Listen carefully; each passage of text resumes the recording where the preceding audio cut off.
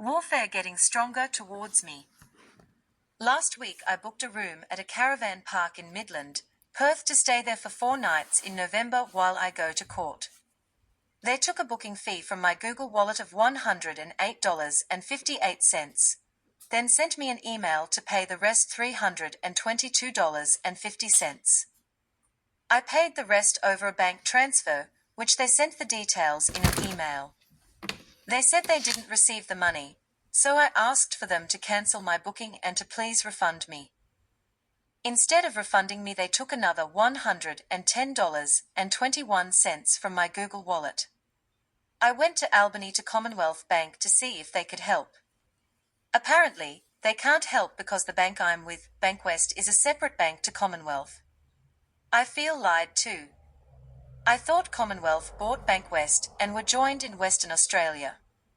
So, they didn't help me.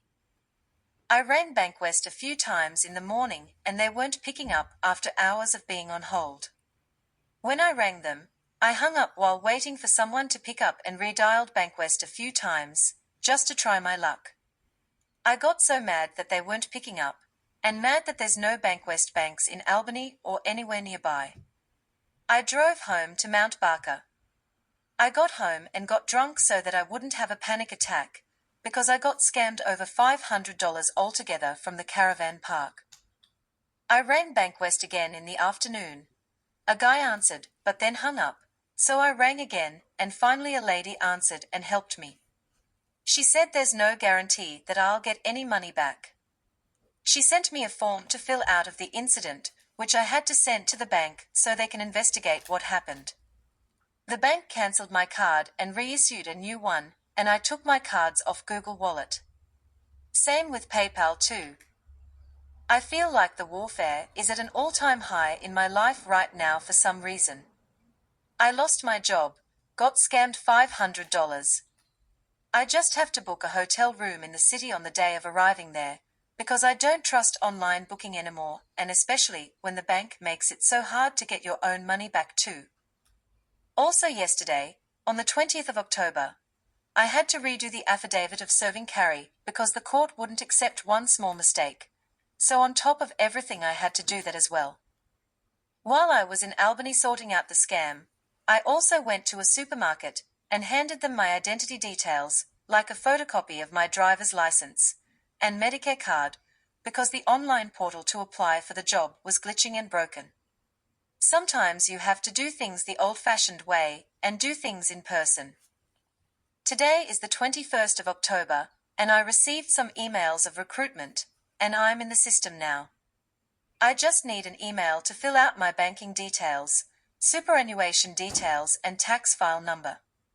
After that I have a casual job there working in the deli. It's a low-paying job, but I surrender to God and His plan for me. It's better than nothing.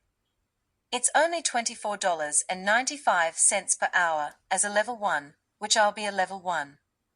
The manager said I'm an asset to them, so hopefully I can work my way to full-time as a higher level. I have 9 years experience working at a supermarket in every department, so I am an asset. Today is the 24th of October, 2025, and I started my new casual job at a supermarket. I'm hoping for good consistent hours at this job. I am working with a co-worker in the deli who I worked with at the cafe that Carrie owns. She left, got another job, then quit and came to the supermarket. It's a funny coincidence. The job here is really good. I can't complain. I'm only a level 1 in the deli, but I hope I can work my way up eventually. Working there is not my end goal vision though. I have other things I want to do. I'm an entrepreneur. When I got home today, I received an email from the court asking me and Carrie to attend a pre-trial conference. It's Friday night and they are shut, so I must wait until Monday to ring them and make an available date to go to pre-trial. Today is the 27th of October, and Carrie got debt collectors to send me a fine to pay over email $4,8141.60. They said I have 7 days to pay it. I was so mad and shaky as well today, and I went outside and cried. I felt powerless. I asked Brittany to help me, and she asked ChatGPT what to do. Apparently, Carrie and the debt collectors are not allowed to charge me for the fake debt because I'm taking Carrie to court, and it's a retaliation tactic. I am disputing the debt under the Debt Collection Guidelines, ACCC, and ASIC, and they must cease all collection activity immediately when a debt is disputed and subject to legal proceedings. I added to my court speaker notes about the false debt invoice over email. This whole case and Carrie have done a number on my mental health, that's for sure. I am strong with God by my side though. Today is the 30th of October. Yesterday Jack received a notice from the ranger at the Shire to call them back ASAP. Both of us weren't in town.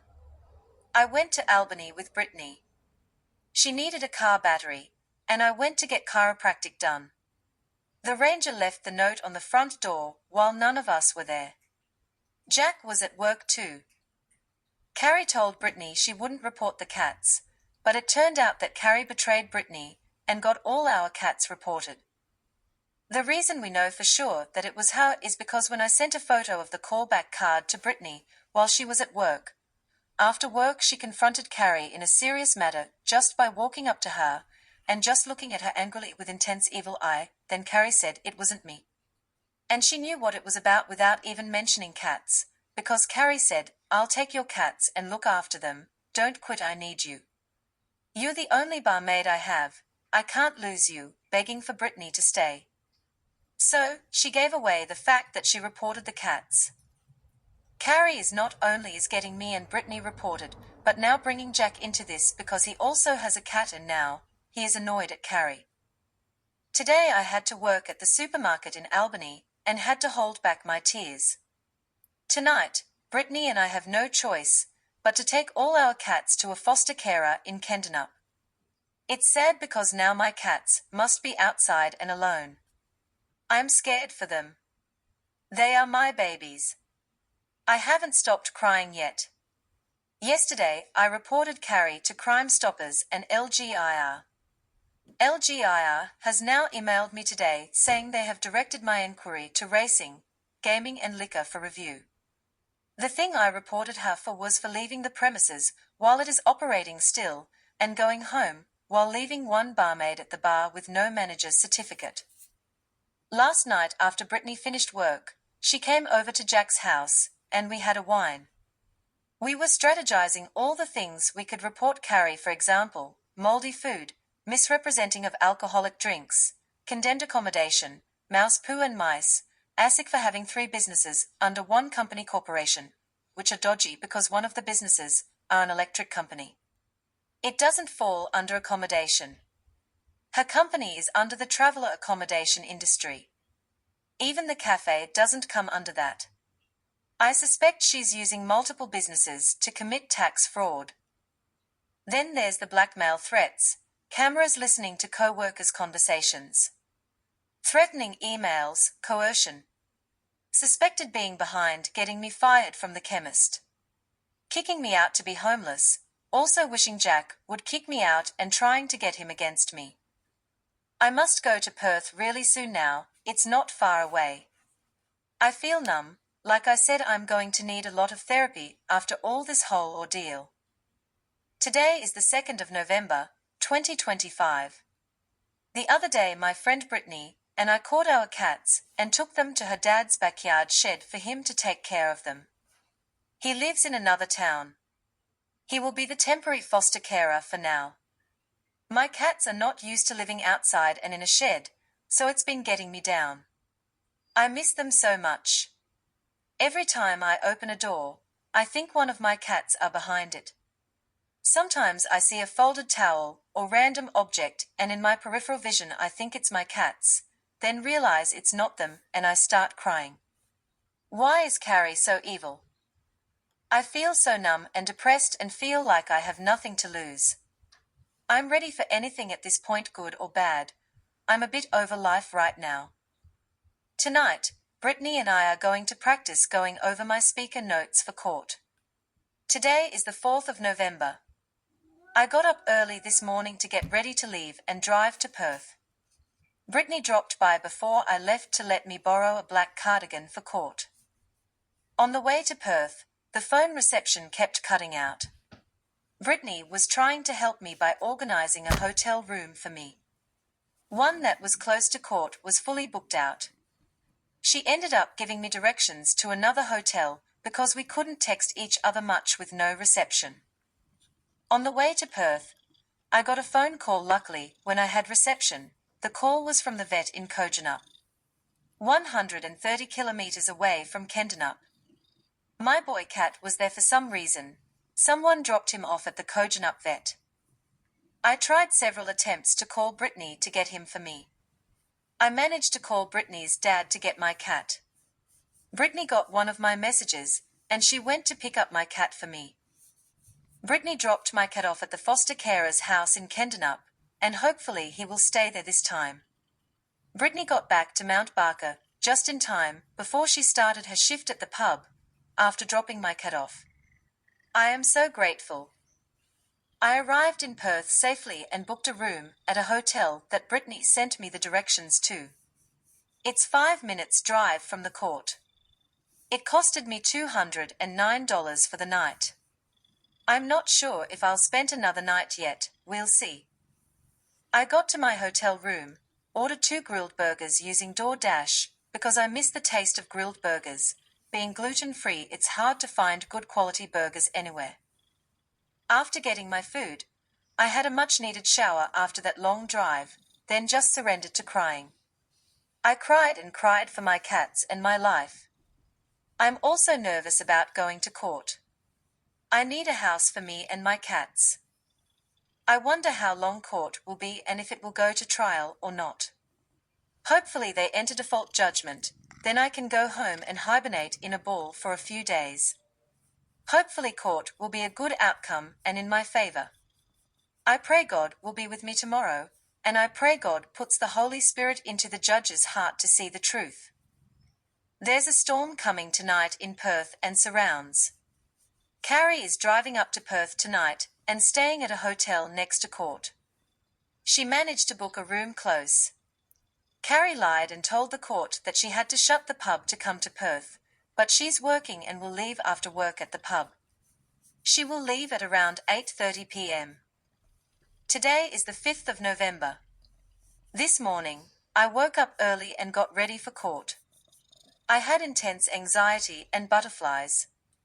I left half an hour early even though court was 5 minutes away, and it was a good thing I did because I had to find parking at Wilson's Parking.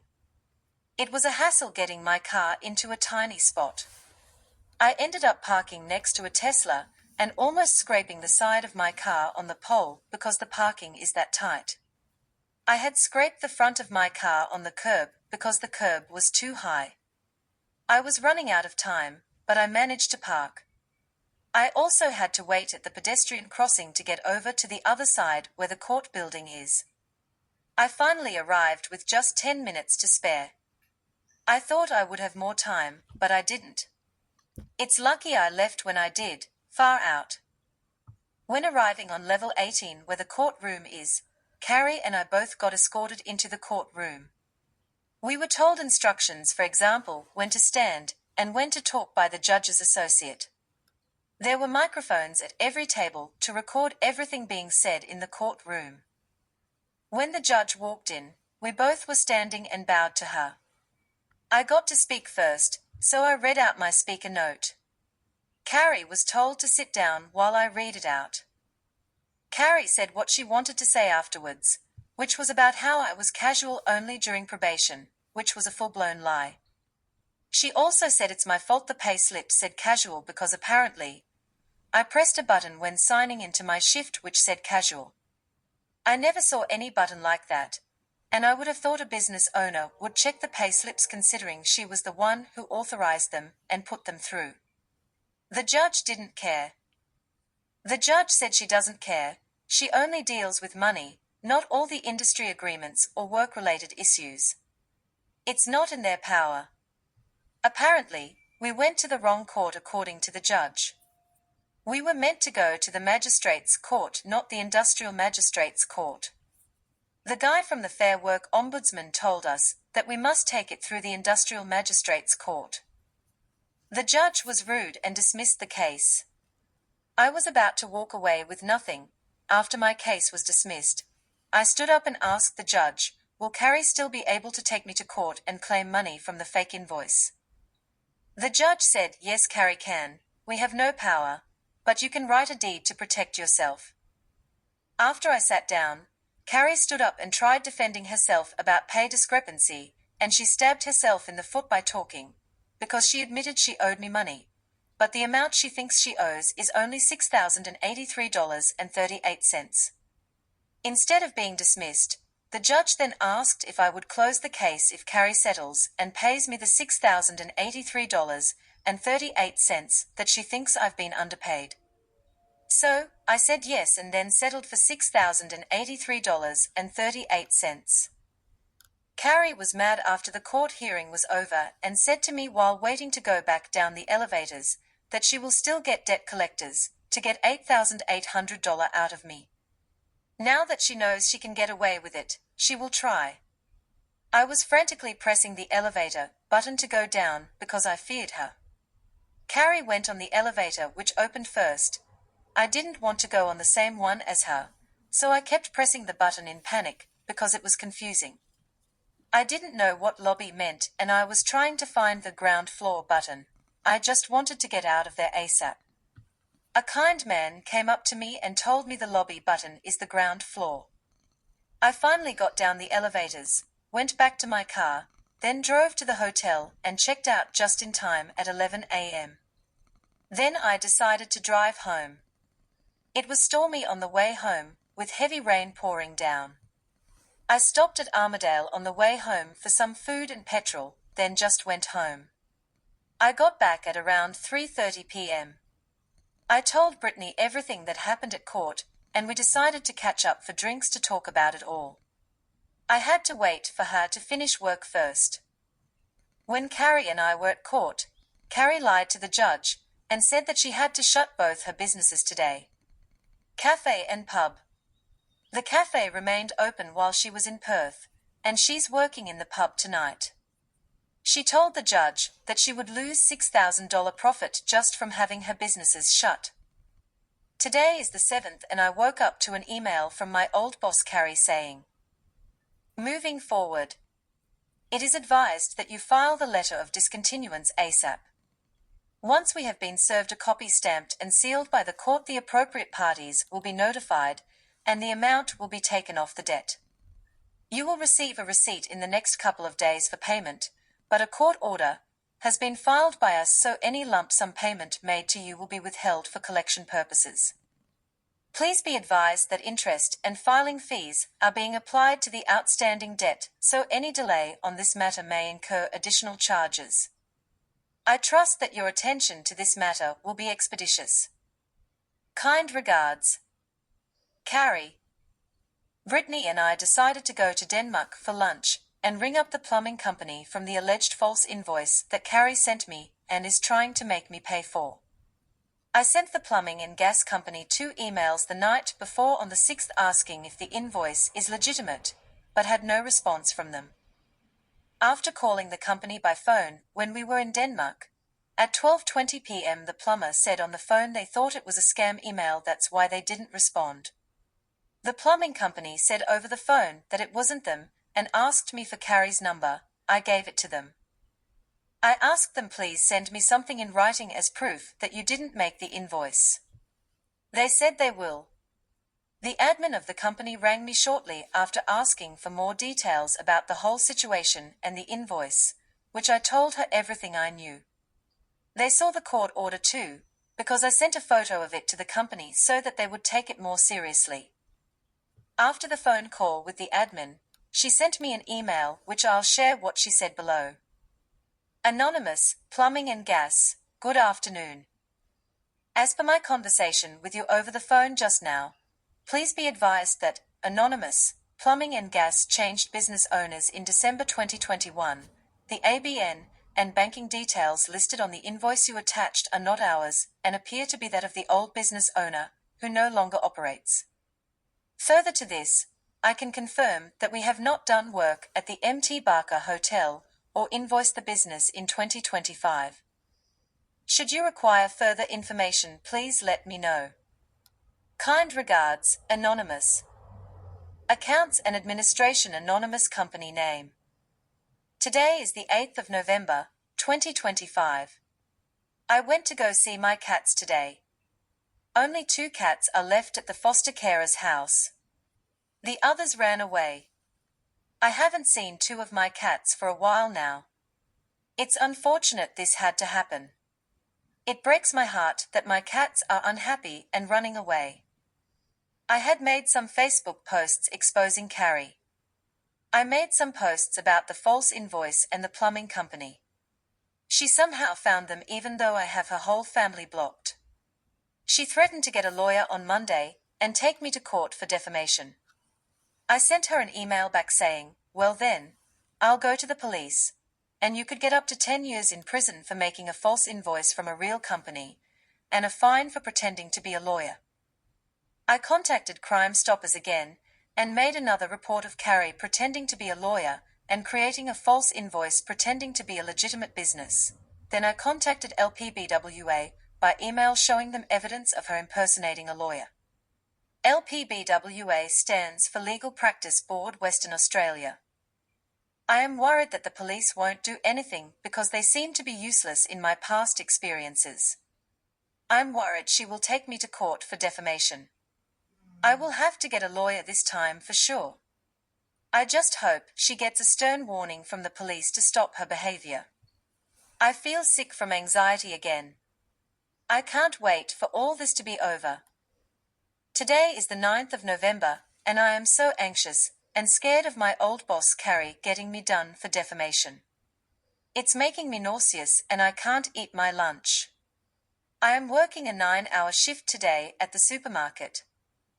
I made a post about wanting to stand on the train tracks and end it, all but Facebook took it down.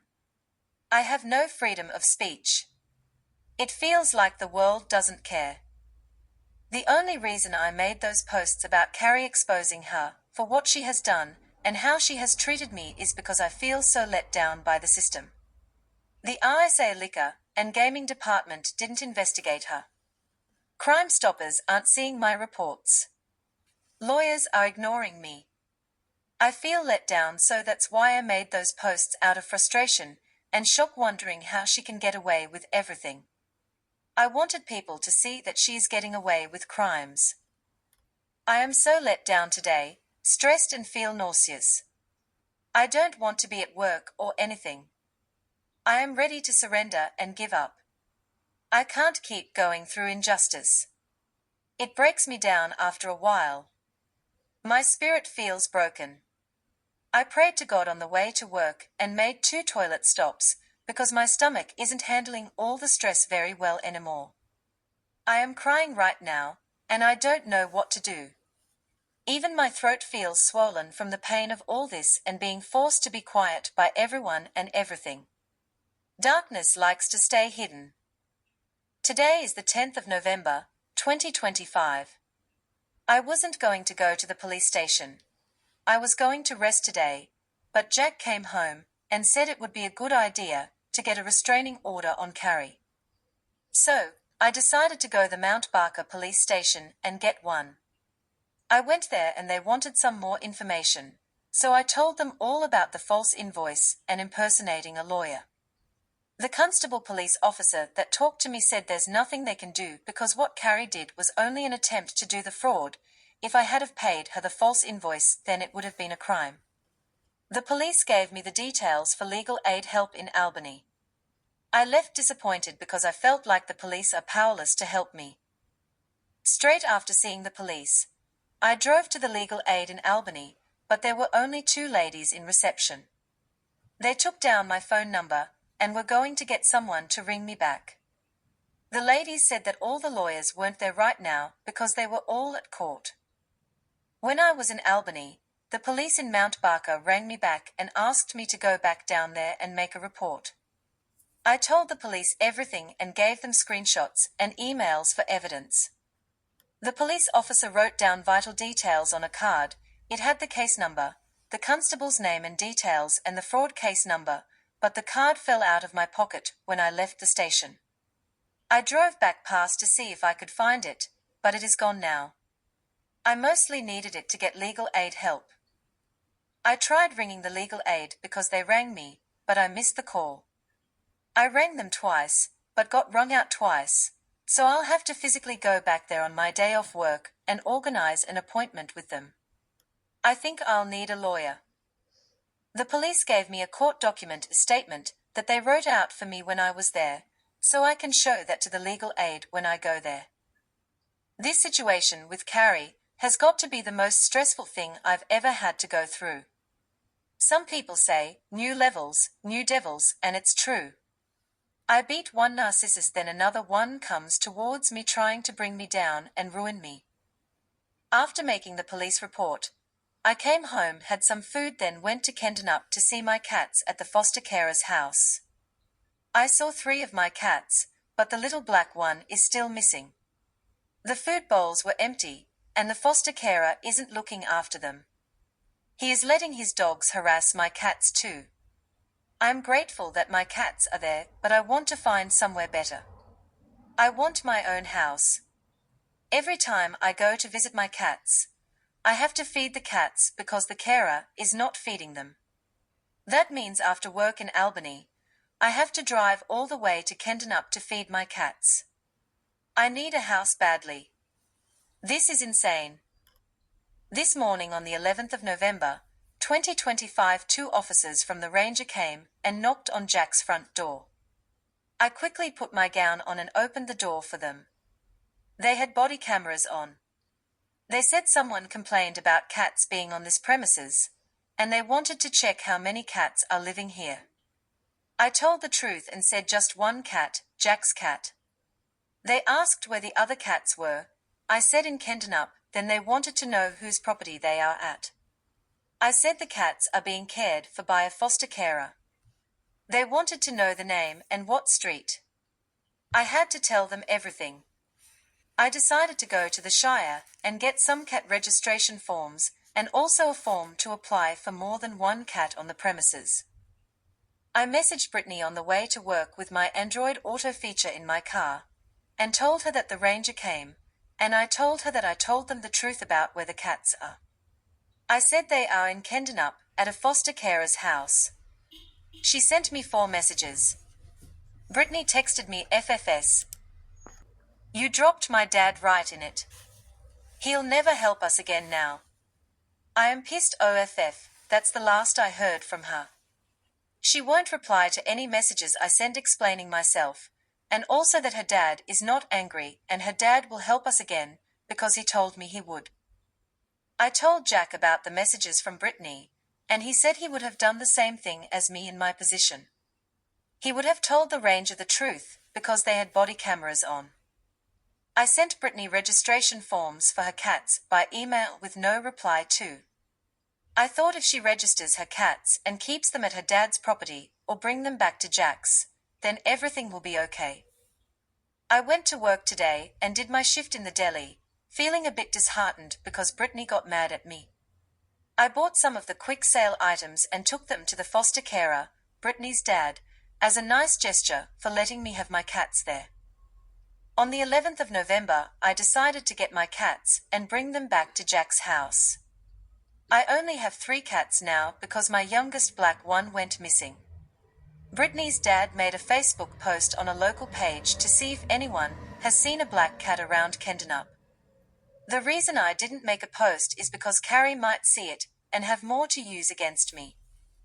At least I have 3 cats still, and they are happy to be back at Jack's house. They became skinny being out on that property in Kendanup living in a shed. It broke my heart every day that they were out there. On the 12th, I went to the Shire and gave them the filled-out forms to register my cats with the Shire. I also went to Albany and bought deworming medication from Pet Barn for my cats and dewormed them all including Jack's cat. Then I went to work, did my shift and came home to my 3 cats. Today is the 13th and I have today off. I did some cooking and cleaning and resting my brain from all the traumas. I love that I'm with my cats, well, 3 of them.